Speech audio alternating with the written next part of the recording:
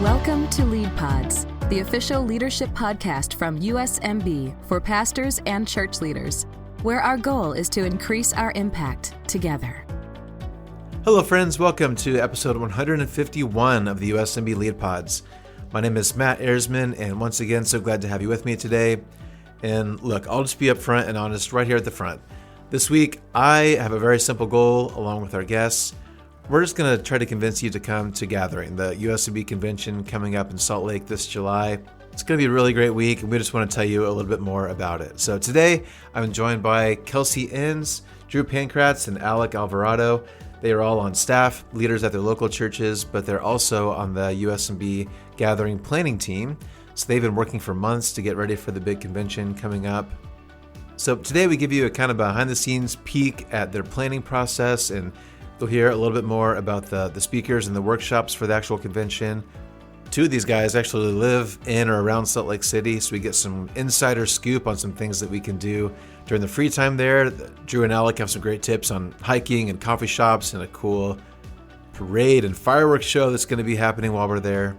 But we also have really important information about what is available for your spouse, your kids, if they're going to be joining you. We'll tell you all the important details you need to know, but as well as some of the fun stuff that you can do while you come to Salt Lake if you're able to come. All right, with that, let's get started. Let's take a quick break to hear from this week's sponsor, and then we'll get to my conversation with Kelsey, Drew, and Alec, all about the Gathering Convention.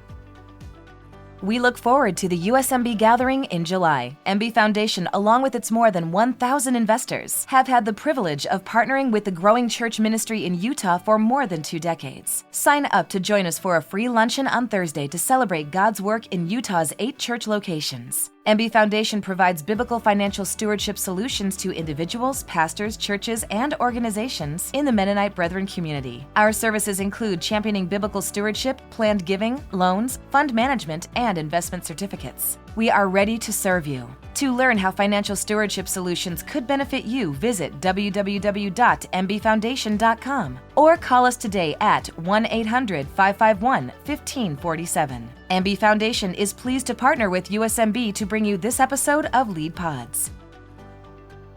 All right, friends. Well, today's going to be a fun show where I get the privilege of just hyping up the national convention. We're just going to spend the next few minutes trying to convince you to come because it's going to be great. So today we've got 3 people. We've got a panel joining us today, some people who have been on the planning team getting ready for the Cultivate gathering coming up in July. So today I'm excited to be talking with Kelsey Ensz.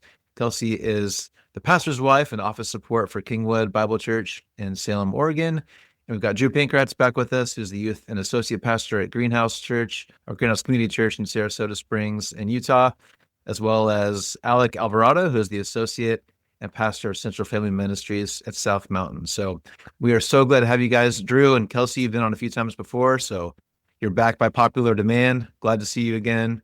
And Alec, this is your first time, so nice to meet you, and thanks for being on. Yeah, and thanks for having me on. I'm excited to be here. Well, for people who don't know you, let's just really quick go around the horn and introduce everybody. So Alec, maybe I'll start with you. Can you tell us your family, background, how long you've been at South Mountain, anything else that you'd like to share with us? Sure. So I'm married to my wife, Christina, and we have a 2-year-old daughter named Juliana, pretty such a sweetheart. She is 2 now, so we're starting to see glimpses of the terrible 2s. But we look at that as an opportunity for us to grow in patience. And so it's been fantastic for us. But we've been living here in Utah for a year and 3 months now. We moved out back in 2024, which is pretty wild to think about, but we're at the tail end. And I've been serving at South Mountain for that time as well. It's been a great opportunity for me to do church in one of the biggest mission fields in the U.S., Utah, where there's a predominantly other different religion here in Utah. And it's a great opportunity for us to do ministry with these people. So awesome. Yeah, it's great to meet you. Glad to have you on. Kelsey, can you go next? Just remind people of you, your background, and what you do at Kingwood. Yep. My husband, Nathan, and I have been at Kingwood Bible Church here in Salem for just over 8 years. So 8 years ago, we were new to USMB. We've enjoyed being part of it, learning that we actually were culturally Mennonite, but didn't know it. And so that was kind of fun to explore a little bit more about that, and also appreciate the diversity in the USMB family. Has been really encouraging these last few years. We've got 3 kids. Our oldest is married, and he and his wife live in South Dakota, so very far away from us.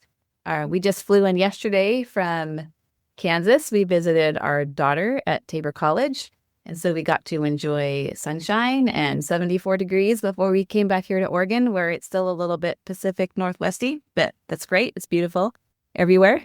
And then our youngest is graduating from high school this year, and his name is Carson. So we're in a lot of time of transition, and it's really exciting and has its challenges, but we're enjoying it.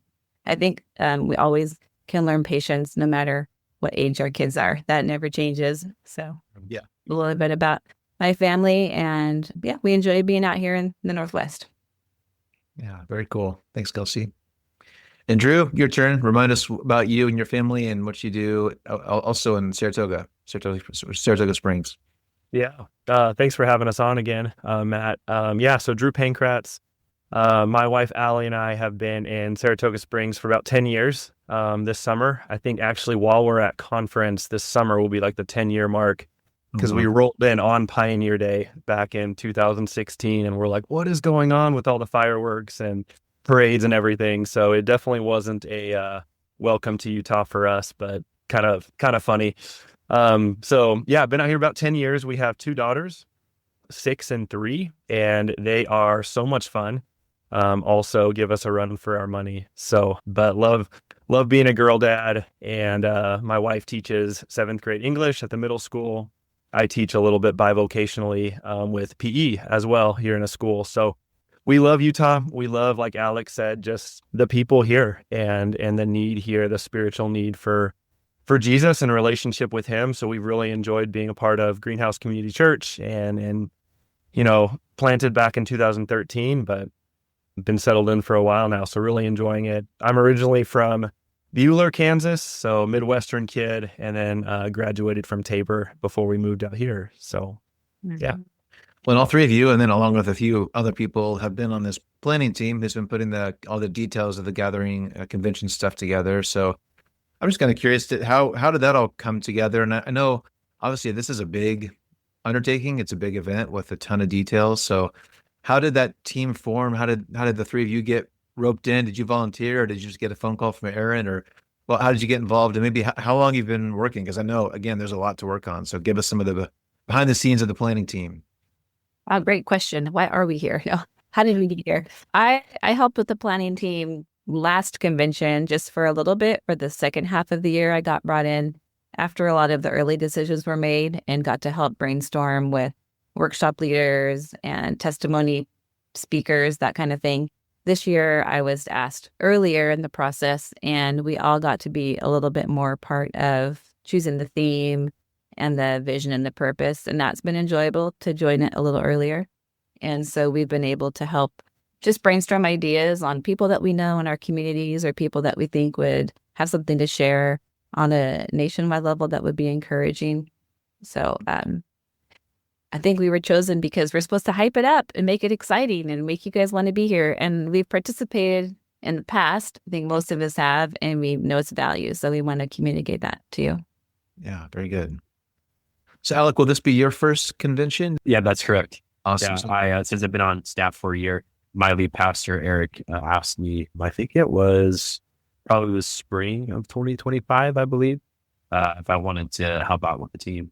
And I was like, sure. The last church I worked for was a friend's church, formerly known as the Quakers denomination. So I was on the planning team for a youth convention that they had in the I believe in the winter. So when I heard it, I was like, oh, I have some experience with it. So I'd love to help out however I can. And just based off the planning and some of the discussions we've had over the past couple of months, it really does seem like something of value for, our MB families from all over the nation to fly in and not only have an awesome experience at the convention, but as Drew was saying a little bit earlier, just being in Utah and seeing the culture, especially the religious culture, I think it'd be really awesome to be in that environment and really celebrating, the relationship we have with Jesus and seeing the real need around us. So I think that'll be really exciting for those of you that choose to come out and join us this year. Very good. And Drew, remind me, have you been on the planning team before, or is this your first time on this team? Yeah, this is my first time, and so it's been a blast. Honored to be asked. I think they asked our lead pastor Jason, but he used the excuse that he's on the national board or something like that. So he's like, I'm off the hook with this one. Take this one. And so it's actually been a lot of fun. Just meeting everyone on the team, connecting with everyone from just different backgrounds and contexts and roles in ministry and things like that. And it's been really fun just to have the collaboration and just the unity. I think we've, shared a lot of ideas and brainstormed a lot of different things, but we feel like the Spirit's been pretty just unified and bringing all of those ideas together. And so, yeah, I've learned a lot of appreciation just for all the details that go into planning an event like this. It's kind of crazy, but yeah, honored to be a part of it. And I think Kelsey said it best, like realizing the why behind it is very motivating to give time and energy to this. Yeah, well, let's talk more about that, because I think for some people, they might, we got a trip to Utah, a couple of days out of the office, see some friends. It'll be an easy sell for some people. They'll be like, yes, I'm there. No more questions asked. I'll be there tomorrow. But for some people, they might say, I've got a busy life. I've got a full schedule. Why is this worthwhile? Why do I need to make this a priority? So Alec, you just mentioned that you see the value in it. I know the three of you all definitely see the value in it. Maybe Kelsey, since you mentioned that already, can you talk more about that? Like, why do you feel like this is such an important event for USMB churches to be a part of? Yeah, I think that the leadership in the USMB doesn't want to take it for granted that there are a lot of time and resources involved in attending convention, especially because it's in Utah and almost not everyone, but more people have to travel to this event than if it was taking place in the Midwest. So we don't want to take that for granted. And they really have a strong desire that everyone leaves feeling encouraged and equipped, and to know why did we do this? Why did we take our time and our money and our car trip or our airline miles to come over here and do this, and to really solidify the why of we even gather together. We were reflecting on the early years of Mennonite Brethren when they first gathered, that they gathered to call and send and support missions. And so we're working on returning to the roots with our theme this year. And this gathering is a call to recommit as a national family to the mission that unites us, to remember, like way back in the days, early days, why it was important to gather, and to continue remembering that today. If I can chime in real quickly, I do think that sometimes ministry can get a bit lonely, especially for leaders. When obviously there are different, church sizes within the USMB family. So I know some churches have larger staff and some have smaller, but no matter the size, there are times that, every Sunday is approaching. There's, another meeting that you have during the week. There's midweek. There's a lot of things that are always happening in ministry. And I feel like for leaders especially, we're very focused on shepherding our people. And at times we forget that we need to step away and have times for ourselves just to shepherd one another. Of course, it's a great and wonderful thing to be able to love, the people that walk through our doors, through all our churches. But just getting together as leaders that are unified under, one family is really encouraging. And to also hear just how God is moving through all our different churches is something that can really bring energy to this convention. But then also when you do go back home, for me and Drew, we go just down I-15, a couple of minutes. But for everyone else, you go home and you're encouraged, and just maybe even have that energy kind of revitalized into yourself and your church, and say, you know what, that was really meaningful. I did walk away feeling impacted and equipped to continue to do what God has called you as leaders to do in your churches. So I do think that, coming out here would be something of high value. And of course, Utah is a pretty big vacation destination. I wouldn't say recently because we haven't had a lot of snow. So I don't think there's going to be any skiing or anything happening by that time, but it's still a beautiful place to come. And there's plenty of nature and hikes to go on and great things to do down in Salt Lake City. So yeah, I think it'd be really good to have you guys come visit us. Yeah, I agree with all that. Really well said. I think, sometimes we can get, myself included, so uber focused on our own ministry, our own roles, our own community. And that's good. That's very necessary, right? To have your focus on your people. But you don't want to be silos. You don't want to, if you just, try to keep going on your own without outside community and family, then it can get pretty lonely. And so I think just the beauty of taking not a break from your immediate family, but going and seeing your extended family, with your family is powerful. And just to be able to like step back and see a bigger perspective of what God's doing, nationally, but also globally, and his heart for the nations. And I think that's just a really, really important perspective that we need to all kind of keep in mind beyond just our own context. So yeah, I agree. Hopeful that we can all, reconnect with old friends, meet some new friends, and like Kelsey said, just leave encouraged and resourced.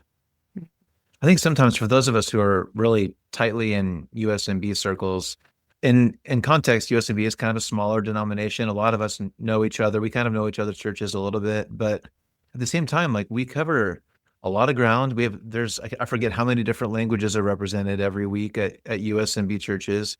Even here on this call, a church in Oregon versus Kansas versus Utah, the 3 or 4 churches represented here, we have a lot in common, but our contexts are also very different, right? So I think it's true that we have so much that we can learn from each other, both from our similarities and our cultural differences, that we can all really soak up and learn from each other. There's a lot of value in that.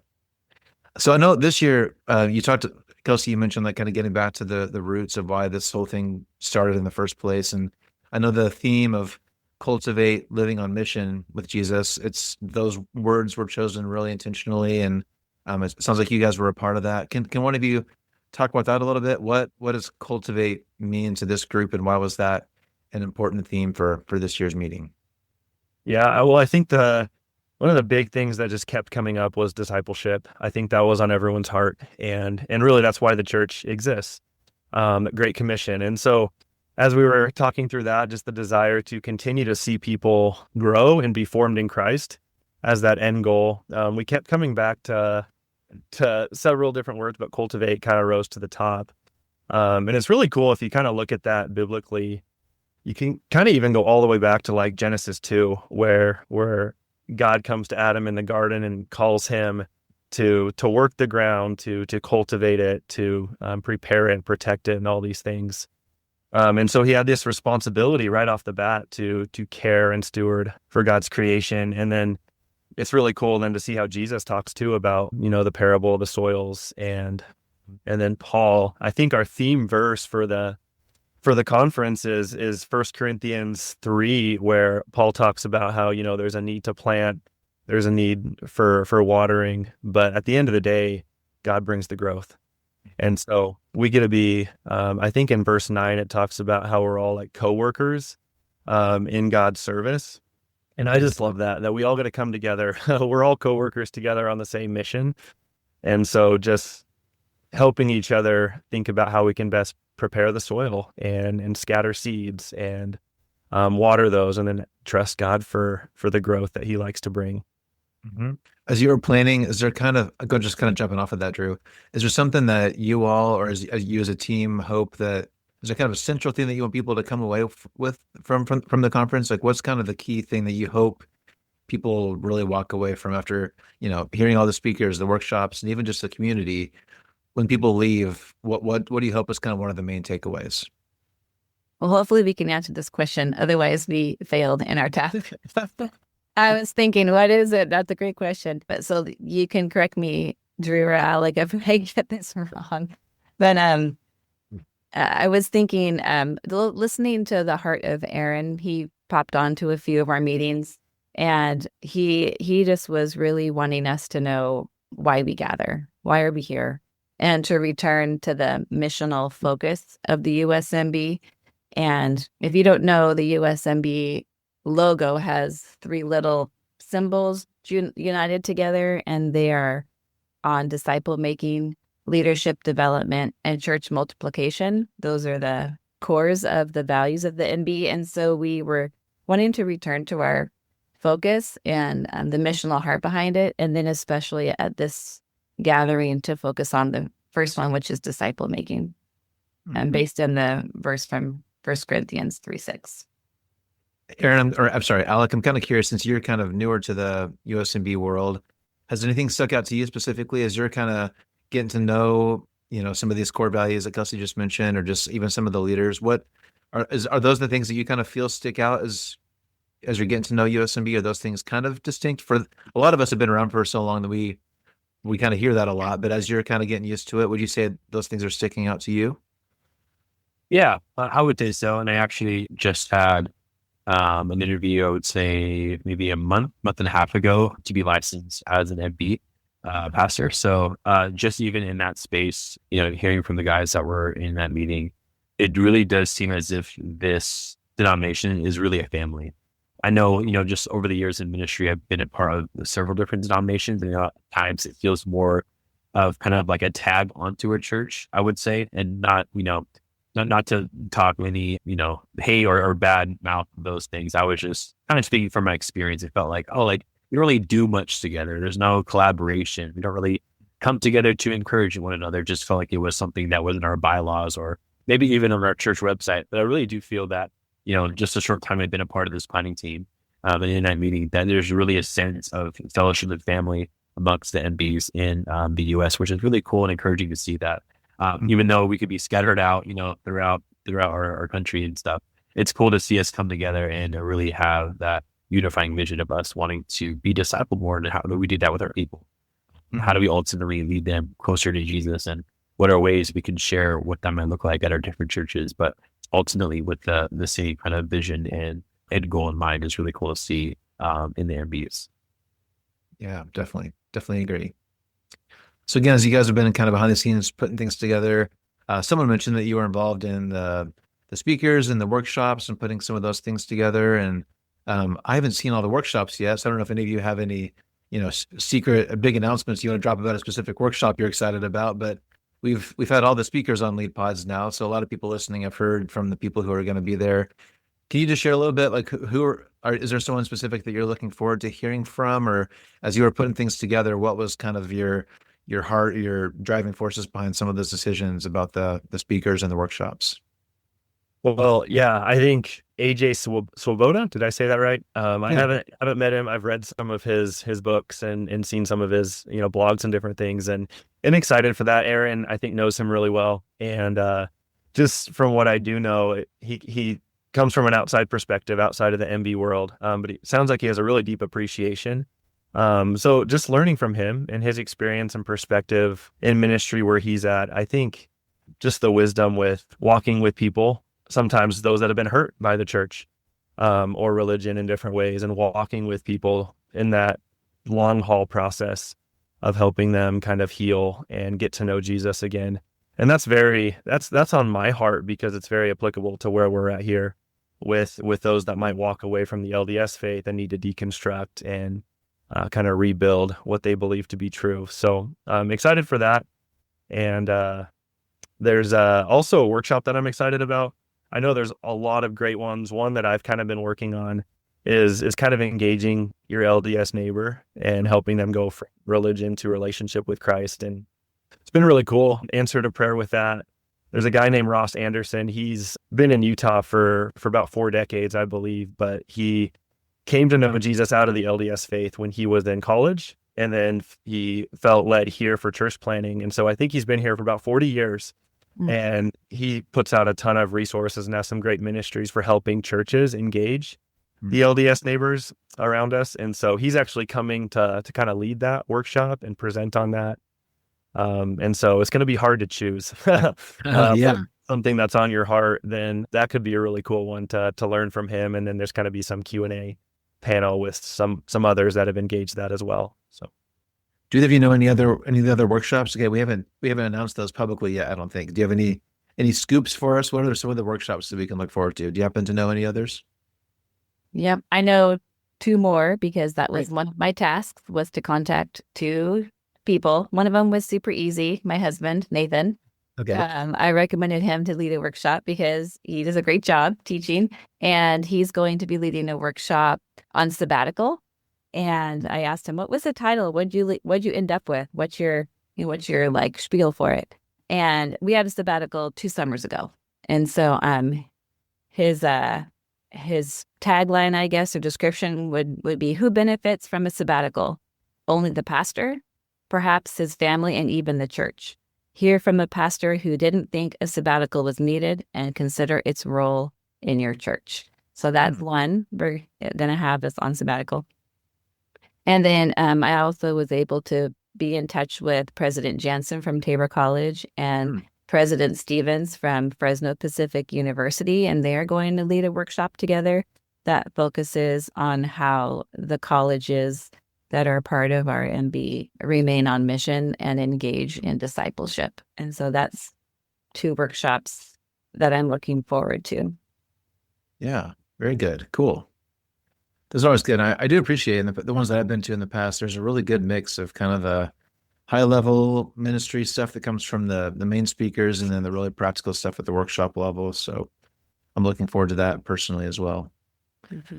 So one thing that I think is really important is I think a lot of people are, if they work at a church, if they're a pastor, they're on staff, or maybe they're a lay leader, they might be excited to come and they're ready. But I know a lot of people kind of go back and forth on, well, should I bring my spouse? Should I bring my whole family? There again are probably pros and cons to that, and some people may have a variety of opinions. But I know that you as a planning team work really hard at making options for spouses and kids and families. They want to make that as easy and affordable and as fun as we can. So can any of you speak into that, on maybe even some more of the background of why that's so important and what some of the options are for the kids and families?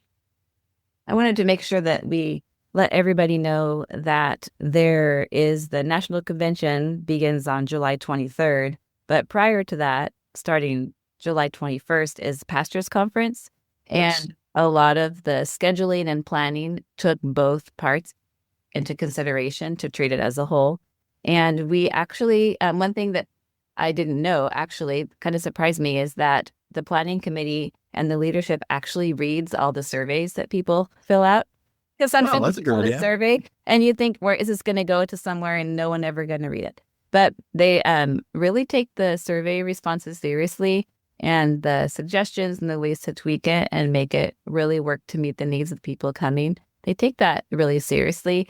And we've worked on a balance of sometimes when an outside speaker comes in, the feedback is, we have amazing people within our conference. We want to hear from our own pastors. So then the next time we'll bring in pastors. And then we hear from our own people and they say, well, there's amazing speakers and we hear from our pastors all the time. We want to hear from someone else. And so I think that this year, the planning team and the leadership did a great job taking all that into consideration, and to have a little bit of both. More pastors are speaking to their peers at the pastors conference, and it's going to be more, I believe, expositional, like teaching, Bible teaching. And then the national convention is going to have more of the speaking by AJ Svoboda, which will be encouraging for all people and relevant content for anyone who comes, not just a pastor or a spouse, but relevant for church leaders. That people send delegates to come. And so we want to make the content applicable for everyone. So that's one thing I wanted to make sure people knew. It's not just for pastors, but Right. The planning has been really intentional in making what's being presented accessible for anyone. Yeah, I was actually going to speak kind of on the family side of things to, maybe you and your spouse, whether, you as a husband is on staff and your wife does something else, or if it's the other way around, but you're like, okay, we have stuff for us as adults. What about our kids?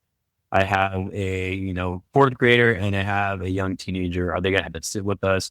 Am I going to have to entertain them? Like, how is that going to look? Well, what's great is we actually thought that through. And we're going to have 2 individuals for 0, I guess I should say, birth through 6th grade. Jennifer Dudley's going to be overseeing the kids part of the convention. So you as parents will be able to step away from your kids and know that there's going to be actually something that they're going to be learning too. I don't know the whole details of that side yet because I've been more involved with the student side of things, but one of our student pastors from our church named Sean Klein, he's going to be overseeing the student aspect, and I believe that's 7th grade through 12th, which would be really awesome just to know that no matter what size of a family you are and what kid you have in a certain age range, that we've thought through a way for them to be impacted on this as well. I know sometimes, especially for a lot of pastors out there, just being a pastor's kid, you kind of grow up and you're like, hey, I go to these things and I got to be there because my dad's this or my mom's that. And it kind of feels like you're just hanging out and there's not a whole lot for you to do. But we really don't want that to be any experience for you and your family too. It was great for us parents, and then our kids were complaining the whole time and just wanted to get out and run away and cause chaos. There's going to be some things that will be programmed for them that they'll enjoy. And they get to walk away with something as well, to where the whole family goes back home feeling re-energized and continue to live on mission. So I'm thankful that the MBs have thought that through, because that's not always something, when you go take a convention, that's something that's not planned out very well. That does discourage families, but we want to let you know that we fought for you guys, for your families. So be encouraged to come, knowing that they'll have a great time as well. And I've been in touch with Jennifer Dudley from Lakeview Church, who's responsible for the kids from age 0 through 6th grade. And she just talked about how they're going to be having a theme that matches the convention theme. And she's excited to offer lessons, garden-inspired crafts, memory verse activities, games, puppet shows, small group prayer times, videos.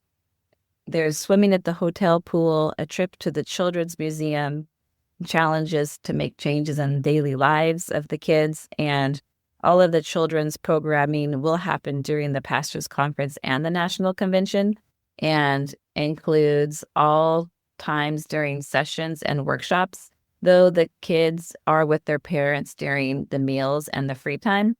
But she thinks that total time the kids will be with them in the kids area is about 25 hours over the 5 days. And so they're really offering a really comprehensive program to really take care of the kids. She's excited to be able to offer that. And she says that the cost included with the registration covers everything that the kids need to do while they're there. So it's definitely really intentional and not just a afterthought, like, oh yeah, someone might be bringing their baby, and is there anyone in the nursery? No, like, this is intentional. It wants to be a blessing for the entire family, because it is a big choice to bring your whole family and travel. If you're traveling near or far, it's really a big decision. It might be your summer vacation. Doesn't matter what you do for that summer, and we want it to be worth it. So, well, man, as a parent, I just want to say thank you guys for your hard work on that, because I think you're right. Like, that's so important, and that it's a real thing that parents have to keep in mind for things like this. So, way to go, being super intentional about that. I think it's super, super important. Okay, I want to spend some time talking about Salt Lake City. Salt Lake, it's like we've said a couple of times already, it's beautiful. I imagine July is probably a pretty good time to come visit Utah. So I'm looking forward to being there. I think it's going to be a great destination. So if people are maybe not very familiar with it, maybe fill us in a little bit. Like, what if we've got one of these free sessions or an evening, or I know some people do come a day or two early or stay a day or two late to kind of take advantage of the travel and get some fun kind of family time worked in as well. So what's a must see in Salt Lake City, guys? Fill us in. Well, I am no expert on Salt Lake City, being down in Utah County. We're closer to like BYU, Provo area, but it is a really fun place. It's kind of a choose your own adventure, honestly. There's a whole lot going on. And so you can kind of take your pick from, okay, do we want to spend time downtown in the city? A pro tip on that is use the public tracks system, the train, because through downtown, it's all free. And so instead of dealing with rental cars and parking, just hop on the train and get off wherever you want to. The Temple Square area is right there by the hotel, I believe. So that's really cool. And then there's like City Creek Mall, the Church History Museum. And that's just if you want to stay in the city. But honestly, you can get up in the mountains within a few minutes. And so it's just really fun to get up there. And there's a cool lookout point called Ensign Peak, and I think it's only like a mile hike or something like that. And there's several, but that's one of them where you kind of get a whole panorama view of the city and the valley, and just kind of a cool short hike. You can go and spend some time. But I mean, coffee shops, soda shops, great restaurants. There's a lot for everyone. Outdoor recreation, you name it. So yeah, Alec, what else? I mean, I think you pretty much nailed it for sure. I did learn, however, that the drugstore that was in the movie Sandlot is actually in downtown Salt Lake, and it got converted into a pizza-like restaurant that I heard is really good. So maybe if a lot of MBs are about the Sandlot, there's a little bit of history for you there. But you're saying great coffee shops. There's so many. I'm from California, so the joy of moving out here is that kind of reminds me a little bit of California. There's a tons of coffee shops. However, though, being in Utah, it's very rare to find a good coffee shop because culturally and religious culture. There's a lot of things there, which you guys will learn coming out here. But I guess one thing to highlight, and something Drew did mention, was just the hikes. I mean, there are so many hikes. The mountains are beautiful. I'm usually up in the mountains at least once a week because I trail run. So I love to be out there. If there was one hike that I could recommend that you can see like a moose on your way up there and at a nice lake, it's called Secret Lake. It's right off of Alta, which is one of the resorts, ski resorts here in Utah. But to me, that's about one of my favorite hikes for sure, but it's about a round trip 5 miles. So there is some work that you'll have to put in. And obviously, if you're not used to the altitude, it could be quite a hike. But once you get to the very top of it and you can see the mountains, you see the lake, it's such a beautiful thing. And I would just recommend, no matter what your fitness level is, to consider definitely taking advantage of being so close to these mountains and just exploring. But Drew mentioned so many different things that I don't think if you choose one or the other, you could honestly can't go wrong, because Salt Lake has kind of a lot to offer. So if you do decide to come out here, definitely take advantage of one of those things that we mentioned. Yeah. One other thing too that I forgot to mention earlier, but if anyone's still feeling inspired from the Winter Olympics that just wrapped up, you can head a little bit further. I think it's like 20 miles to go up to Park City. And there's like a museum up there, and a lot of the venues that was used in 2002 and will be probably used again here in 8 years for the next Olympics. You can actually like go bobsledding and do a bunch of these, like sledding down the ski hills and stuff like that. So that's also a fun family option if anyone wants to drive a little bit further. Nice. So yeah, that sounds great. Yeah. I'll say I'm not from Utah, but Drew had mentioned I think it was Drew, you said when you moved into the city, Pioneer Days were happening and there were fireworks and all this stuff happening. So as part of this planning team, I learned that Pioneer Days are happening when we are at convention. So it is actually a state holiday, Pioneer Days, and takes place in Salt Lake City on July 24th. And that's when they'll be there. And so I've heard that there is an amazing, gigantic parade that happens, and we have planned our workshop session times around the parade because it goes right past the hotel. And so we did specifically change the scheduling. So if you want to watch this big parade, go by and participate in some local culture, that is an opportunity for you to be a participant in Pioneer Day. Well, tell us more about, I heard you guys say that, but I have to admit, I don't really know what Pioneer Day is. Can you fill us in on what that is? What are we getting into here? Kelsey, you sound like a local. Well, I Googled it. There you go. Our friend Google. Yeah, it's always fun. I've actually never been to the Days of 47 parade downtown myself, but there's a lot of local things in different communities. But yeah, excited to take that in, and there'll be a lot of festivities and fireworks and things like that. But that goes back to in 1847 when Brigham Young and the Mormon pioneers came west, and they were at a place known as like, this is the place, but kind of a cool overlook on the Wasatch Mountains. They're overlooking the Salt Lake Valley. And Brigham Young is known to have said, this is the place. And so they, obviously, the rest is history. They settled here in the valley. And yeah, it's been the Mecca, the home of the LDS Church headquarters for, almost 200 years. So it's a very big Utah holiday. And so you'll definitely get that flavor on July 24. Very cool. And I know I heard JL Martin in the past talk about how Salt Lake's kind of designed for it to be really easy for you to fly in. I think our hotel is either close or there's a really easy shuttle. He made it really clear that this location is going to be really easy to travel in and out of. I know that was important, and I know it's really cost effective. I know that you all and the USMB team has done their best to keep costs as low as possible so we can work with church and personal budgets and just make it as affordable as possible. So, man, I'm excited just to come hang out in Salt Lake with you guys. It sounds like a beautiful place, and we would never, ever encourage you to skip a workshop or a conference speaker, wink, wink.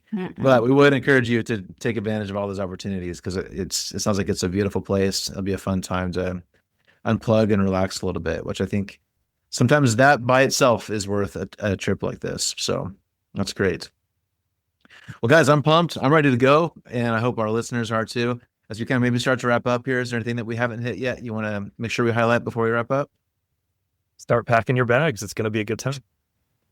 Yeah. Connect with the people that you have not ever met in real life. Maybe you've just met them over a lead cohort or through a class or something, and you wanted a chance to meet someone in real life. And so say, hey, I'm coming to convention. Have you thought about coming? I'm going to be there and I would love to meet you in person. Let's go find a great soda shop because you can't find a great coffee shop. But, and don't skip a session to do that, but maybe find a time to do it. We're speaking in code. I think the listeners have picked it up. All right, guys. Well, hey, thanks to the three of you and everyone else who's on the planning team. I'm sure just being a ministry, you guys have a full load as it is. So taking on this extra team responsibility, I appreciate the work that you've put in, and it's going to be a great week. I'm excited. So I'll look forward to seeing the three of you there and hopefully a bunch of our listeners too. So go to usmb.org, go sign up and check it out. We'll hope to see you guys there. So the three of you, thanks again for your time today. I appreciate it. Thank you. Thanks, Matt. Yep, very well. Headed to USMB Gathering 2026 in Salt Lake City? Make the most of your trip by exploring the city and surrounding wonders while you're here. From scenic hikes like the Living Room and Donut Falls trails to wildlife and shoreline views at Antelope Island and the Great Salt Lake, outdoor adventure awaits. Families will enjoy the nearby Clark Planetarium and discover Gateway Children's Museum, as well as Hogle Zoo, which is within 5 miles of the hotel. Stroll through Liberty Park, dive into aquarium exhibits at Loveland Living Planet Aquarium, or enjoy the charm of Park City's historic Main Street. Whether you're into nature, culture, or attractions, Salt Lake City has something for everyone. Visit usmb.org/attractions 2026 to plan your adventure. All right, one more time. Many thanks to Drew, Kelsey, and Alec for their hard work on this team. And again, it's going to be a great week. I think we've hit this hard enough. You know what to do. Go to usmb.org. Please sign up. Join us for a convention. It's going to be a great time. I think by now you kind of get the picture, so I'm going to go ahead and wrap it right there. So hey, once again, thanks so much for listening. Hope you enjoyed today's conversation, and I'll look forward to seeing you again in 2 weeks for a new episode right here on Lead Pods. Thanks for listening to Lead Pods. Make sure you don't miss an episode by subscribing to our show wherever you're listening today. Learn more by visiting usmb.org, and be sure to follow us on Facebook, Instagram, and Twitter. We'll see you next time as we learn more practical tools to increase our impact together.